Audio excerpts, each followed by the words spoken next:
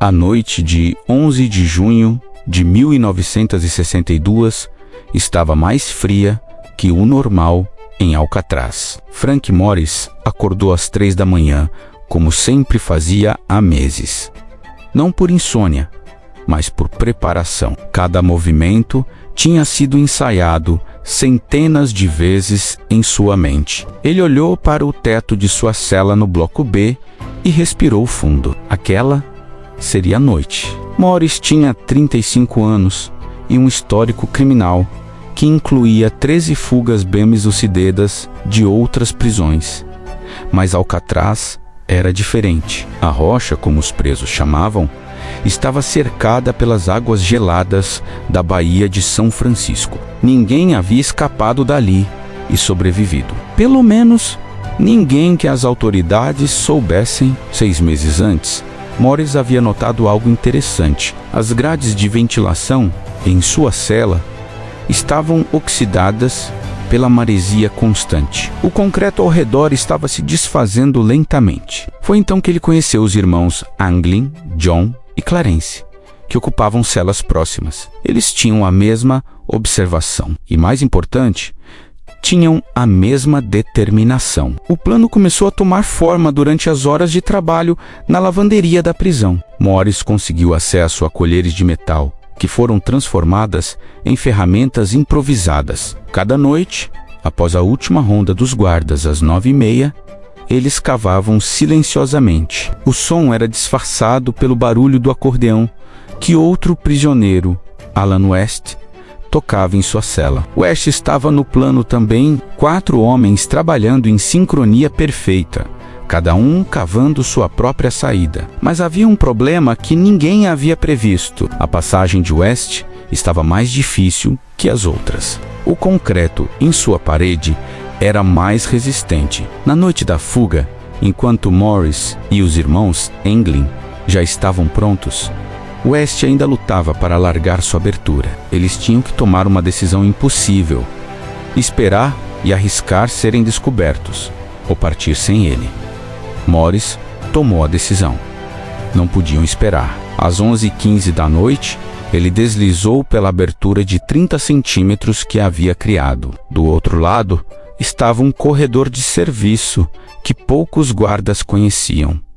Os Anglin seguiram. West ficou para trás, ainda tentando desesperadamente alargar sua passagem. O corredor era estreito e escuro. Morris liderava, seguindo o mapa mental que havia construído durante meses, observando os movimentos dos guardas e estudando cada centímetro da prisão. Eles subiram por um cano de ventilação que levava ao telhado. O metal estava frio e escorregadio. No topo do edifício, o vento cortava como navalhas. A baía se estendia diante deles, negra e implacável. As luzes de São Francisco brilhavam ao longe, parecendo estar a 1 milhão de quilômetros de distância. Morris olhou para os irmãos.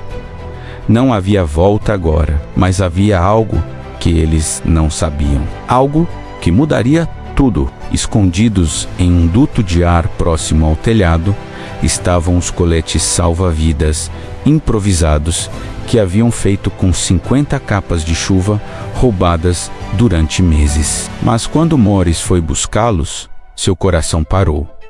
Um deles estava rasgado. Alguém havia descoberto o esconderijo. Ou pior, alguém os estava esperando. Morris congelou. Seus olhos vasculharam a escuridão do telhado. Nada se movia além das sombras criadas pela luz da lua. Talvez fosse apenas um rato, pensou ele. Ou talvez fosse uma armadilha. Ele fez um sinal para os Anglin permanecerem quietos. Por 2 minutos intermináveis, eles não respiraram. Então, viram um guarda estava fazendo sua ronda, mas estava olhando para o lado errado. Eles tinham segundos. Morris agarrou os coletes restantes e o bote inflável que haviam construído. Era uma engenhoca frágil, feita de capas de chuva coladas com cola roubada da oficina de encadernação. Parecia patético contra a vastidão da baía. Desceram pela lateral do edifício usando lençóis amarrados que haviam escondido semanas antes. A descida de 15 metros pareceu durar uma eternidade. As mãos de Clarence Anglin escorregaram 2 vezes e ele ficou pendurado apenas pela força dos braços. Quando finalmente tocaram o solo rochoso da ilha, estavam tremendo. A praia norte era o ponto de partida. Ali, as correntes eram teoricamente mais favoráveis. Teoricamente, Morris havia estudado as marés usando informações que conseguiu de revistas na biblioteca da prisão. Mas teoria e realidade eram coisas muito diferentes em Alcatraz. Inflaram o bote usando um acordeão modificado que West havia conseguido antes de ficar para trás. O som do ar enchendo a borracha improvisada parecia alto demais. Cada segundo os prisioneiros esperavam ouvir o grito de um guarda ou o som de um alarme. O bote estava pronto. Tinha 1,5 metros de comprimento. 3 homens adultos. Águas a 12 graus Celsius. Correntes que podiam arrastar um navio. As chances de sobrevivência eram mínimas. Morris empurrou o bote para a água. O choque do frio foi instantâneo e brutal, mas não havia escolha agora. Eles entraram e a corrente imediatamente começou a puxá-los. Mas para qual direção? Na escuridão total, era impossível saber se estavam indo em direção à liberdade ou ao oceano aberto. Então, eles ouviram o som que todo prisioneiro de Alcatraz temia mais que qualquer coisa. As sirenes começaram a soar. Alguém havia descoberto as celas vazias. Holofotes gigantes se acenderam nas torres de vigilância, barrendo a baía como dedos luminosos, procurando por presas. O bote estava a apenas 50 metros da ilha. Eles estavam completamente expostos. Morris remava com as mãos desesperadamente. Os Anglin faziam o mesmo. O bote era lento e instável. A água gelada começava a penetrar através das costuras mal coladas. Eles estavam afundando e os holofotes estavam chegando cada vez mais perto. Uma rajada de vento forte atingiu o bote, fazendo-o girar. Por um momento, Morris perdeu completamente a orientação. Onde estava a costa? Onde estava a ilha? Tudo era escuridão e água. Então ele viu algo que fez seu sangue gelar. Uma lancha da guarda costeira estava sendo lançada do cais de Alcatraz. Eles tinham talvez 5 minutos antes de serem alcançados. 5 minutos para percorrer uma distância que nadadores olímpicos levariam 20 minutos em condições ideais, com um bote furado e as mãos já dormentes pelo frio. John Anglin gritou algo, mas o vento levou suas palavras. Ele apontava para algo na água. Morris olhou e sentiu esperança pela primeira vez. Era um pedaço de madeira, provavelmente destroços de algum barco, grande o suficiente para se agarrarem. Mas havia um problema. A madeira estava sendo levada pela corrente na direção oposta, em direção ao Golden Gate e ao oceano aberto. Se a seguissem, talvez sobrevivessem ao frio, mas acabariam no Pacífico, onde suas chances eram 0. Se tentassem alcançar a costa, a guarda costeira os pegaria com certeza. Morris tinha que decidir agora, e sua decisão determinaria se viviam ou morriam. Ele escolheu a madeira. Abandonaram o bote que afundava e nadaram com as últimas forças que tinham. A água estava tão fria que suas pernas mal respondiam. Clarence alcançou a madeira primeiro e puxou seu irmão. Morris chegou segundos depois, seus dedos mal conseguindo se agarrar na superfície molhada. A lancha da guarda costeira passou a menos de 30 metros deles. O motor rugindo, o holofote varrendo a área, mas, por algum milagre, não os viram. Talvez fosse a escuridão, talvez fosse a espuma das ondas, ou talvez fosse puro destino. Durante 3 horas, Eles se agarraram àquela madeira. Seus corpos entraram em hipotermia. John Anglin parou de responder às perguntas de Morris. Seus olhos estavam abertos, mas vazios. Clarence sacudia o irmão, implorando para ele não desistir. Então, quando tudo parecia perdido, sentiram algo sob seus pés. Areia. Haviam chegado a algum lugar, mas onde? Arrastaram-se para fora da água, incapazes de caminhar. O sol começava a nascer no horizonte. Morris olhou ao redor e reconheceu onde estavam. Angel Island, a menos de 3 quilômetros de São Francisco. Haviam conseguido, contra todas as probabilidades, haviam escapado de Alcatraz. Mas sua jornada estava apenas começando, porque agora toda a força policial da Califórnia estaria procurando por eles. E eles estavam molhados, congelados, sem comida, sem dinheiro e sem plano. John Anglin ainda não havia recuperado a consciência completamente. Precisavam de ajuda. Precisavam de abrigo. Precisavam de um milagre. E então Morris viu algo que mudou tudo. Pegadas na areia, frescas, indo em direção ao interior da ilha. Alguém mais estava ali. E eles haviam acabado de descobrir. Morris e Clarence arrastaram John para dentro da vegetação densa da ilha. Cada movimento era uma agonia. Seus músculos não respondiam direito. A hipotermia ainda estava cobrando seu preço. Mas o instinto de sobrevivência era mais forte que a dor. As pegadas eram de botas, grandes, provavelmente de um homem adulto. Poderiam ser de um guarda florestal, de um pescador, ou pior, de alguém que já havia alertado as autoridades sobre sua presença. Morris precisava saber. Seguiram o rastro por 15 minutos, até chegarem a uma pequena cabana escondida entre as árvores. Não estava em nenhum mapa que Morris havia visto. Fumaça saía da chaminé. Alguém estava lá dentro, acordado. E esperando, Clarence olhou para Morris com uma pergunta silenciosa nos olhos. Morris assentiu. Não tinham escolha. Precisavam arriscar. Ele bateu na porta. O homem que abriu tinha cerca de 60 anos, barba grisalha e olhos que já haviam visto muitas coisas na vida. Ele olhou para os 3 fugitivos encharcados e tremendo. Não demonstrou surpresa. Não fez perguntas. Apenas abriu a porta mais largamente e disse: "Entrem antes que alguém os veja." Dentro da cabana, uma lareira queimava. O calor era quase doloroso contra suas peles congeladas. O homem lhes deu cobertores e café quente. Ainda não havia falado nada além daquelas primeiras palavras. Morris sabia que precisava falar primeiro. "Você sabe quem somos?" disse Morris. Não era uma pergunta. O homem assentiu. Vi as sirenes e os holofotes a noite toda. Imaginei que alguém finalmente tivesse conseguido. Ele fez uma pausa. "Meu nome é Thomas, e vocês têm cerca de 2 horas antes que a guarda costeira vasculhe esta ilha completamente."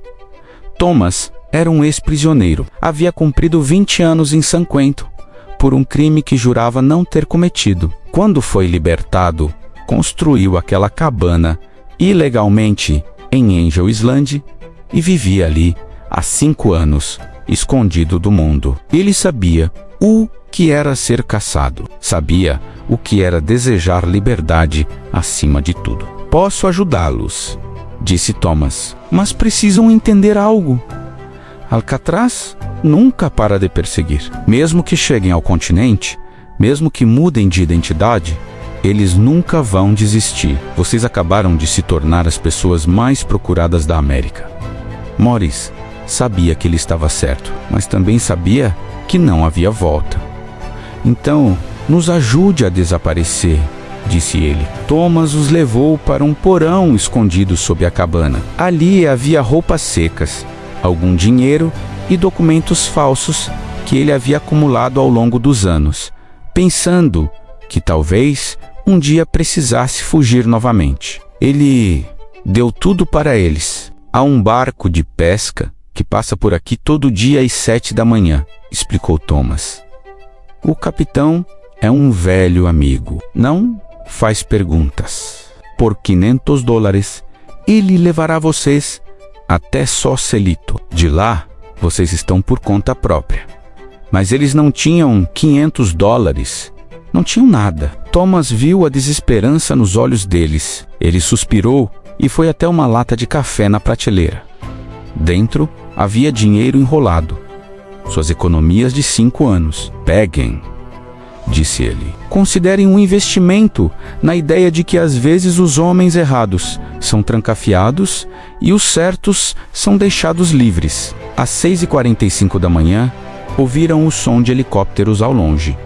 A busca estava se intensificando. John Anglin finalmente havia recuperado a consciência, mas estava fraco. Eles o ajudaram a chegar até a costa, onde o barco de pesca deveria aparecer. 7 horas, chegaram.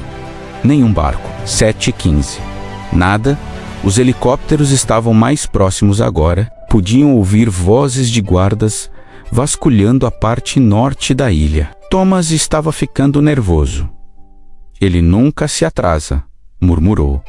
Então viram, mas não era o barco de pesca. Era uma lancha da polícia, vindo diretamente em direção a eles. Alguém havia delatado, ou Thomas havia mentido desde o começo. Morris sentiu a traição queimar em seu peito, mais quente que qualquer fogo. Mas então Thomas fez algo inesperado. Ele começou a correr em direção oposta, gritando e acenando, chamando a atenção da polícia para si mesmo. Dando aos fugitivos os segundos preciosos que precisavam, a lancha mudou de direção, indo atrás de Thomas, e foi quando o barco de pesca apareceu do outro lado da ilha. O capitão fez um sinal discreto. Eles tinham talvez 1 minuto antes que a polícia percebesse. Morris, Clarence e John correram para a água novamente, seus corpos protestando contra cada movimento. O barco diminuiu a velocidade apenas o suficiente para eles subirem. Então acelerou, deixando Angel Island para trás. Do convés, Morris viu Thomas sendo preso. O velho havia sacrificado sua liberdade pela deles. Um homem que eles conheciam há menos de 3 horas havia dado tudo. Por quê? Morris nunca saberia. O barco os deixou em um pequeno cais em Sausalito 30 minutos depois. O capitão não disse uma palavra durante toda a viagem. Apenas apontou para o norte quando eles desembarcaram e acenou antes de partir. Eles estavam livres, realmente livres, mas agora vinham as perguntas mais difíceis. Para onde ir? Como sobreviver? Como viver sabendo que cada policial, cada cidadão, cada olhar na rua poderia ser o fim? Os irmãos Anglin queriam ir para o sul, para o México. Morris tinha outra ideia. Todo mundo vai esperar que fujamos do país, disse ele. Então fazemos o oposto. Desaparecemos nas cidades. Nos tornamos ninguém. Eles se separaram naquela manhã. Os Anglin seguiram para a fronteira. Morris foi para leste. Ele nunca os viu novamente. Nunca soube se conseguiram. Nunca soube se sobreviveram. Durante 50 anos, a Polícia Federal norte-americana procurou pelos fugitivos de Alcatraz. Encontraram evidências de que podem ter chegado ao continente. Fotografias, relatos de testemunhas, pistas que levavam a lugar nenhum. Mas nunca encontraram os corpos. Nunca encontraram provas definitivas de morte. Em 2013, uma carta chegou ao Departamento de Polícia de São Francisco. Era supostamente de John Anglin, agora com 80 anos. Dizia que os 3 haviam sobrevivido, que viveram vidas tranquilas sob nomes falsos, que nunca mais cometeram crimes, que apenas queriam ser livres. A carta nunca foi autenticada, pode ter sido real, pode ter sido uma farsa. O Polícia Federal norte-americana mantém o caso oficialmente aberto até hoje. Mas aqui está o que sabemos com certeza. Na noite de 11 de junho de 1962, 3 homens fizeram o impossível. Eles fugiram da prisão, da qual ninguém jamais havia escapado.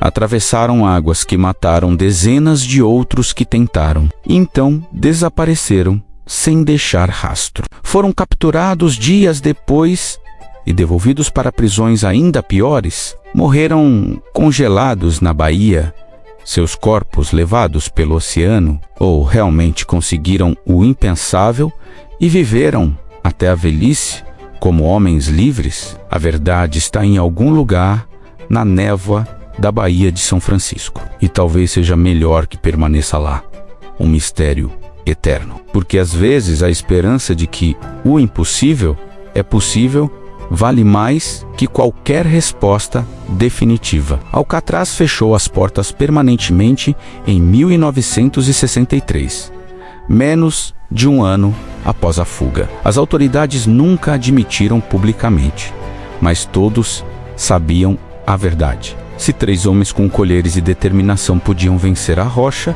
então a rocha já não era invencível. E no final, talvez essa seja a maior fuga de todas. Não apenas escapar das paredes de uma prisão, mas destruir o mito de que certas paredes nunca podem ser vencidas.